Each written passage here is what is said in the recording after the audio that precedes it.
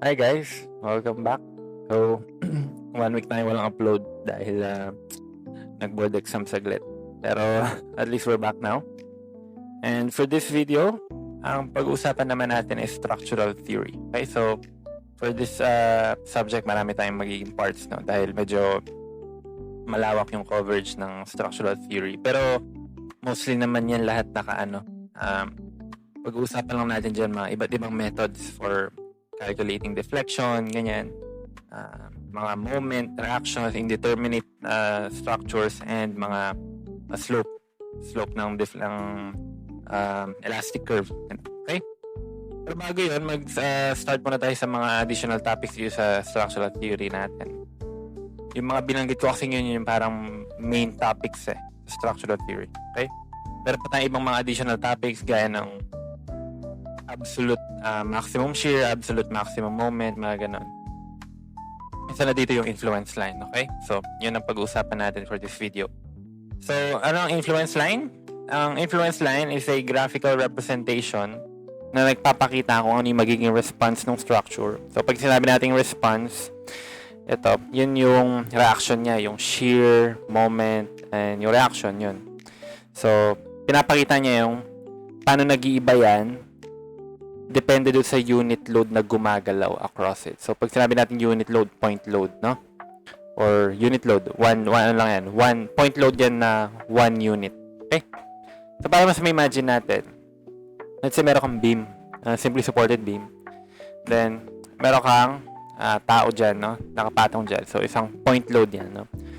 So, kapag nagpatong ka ng tao dyan, exactly at point A, magkakaroon ka ng reaction sa A, tama? Karoon ka ng reaction sa A.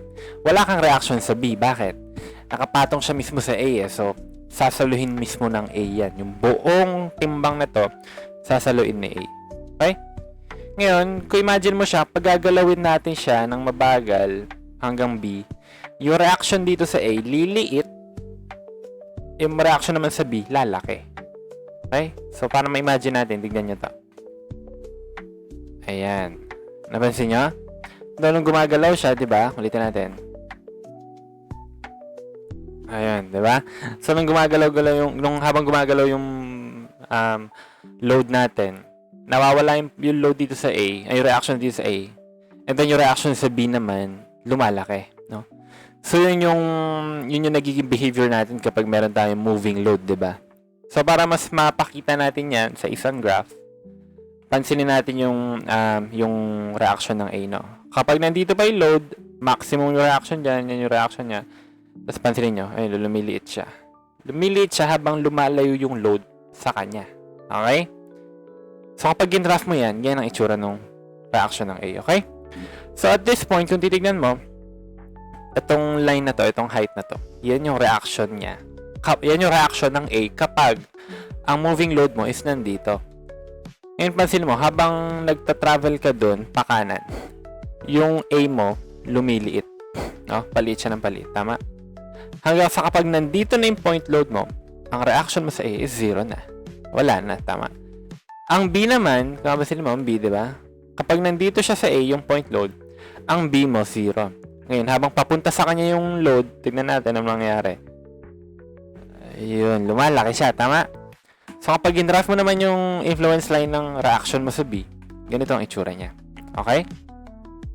So, kapag nandito yung point load mo, ayun, kapag nandito siya sa bandang A, 0 ang reaction mo sa B. Ayun, no? 0 ang reaction niya sa B. Tama.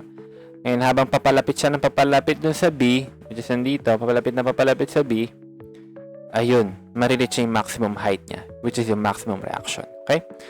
So, yun lang ang sinasabi ng influence line. No? So, bakit natin kailangan yan? So, madalas kasi minsan may mga tanong din tayo na sinasolve, mga problems na minsan tinatanong sa'yo. Kunwari, meron kang uniform load at saka moving load. Minsan tatanong sa'yo ano yung maximum reaction sa part ng beam na to. Okay? So, para makuha mo yun, kailangan mo makuha yung influence line niya. Okay?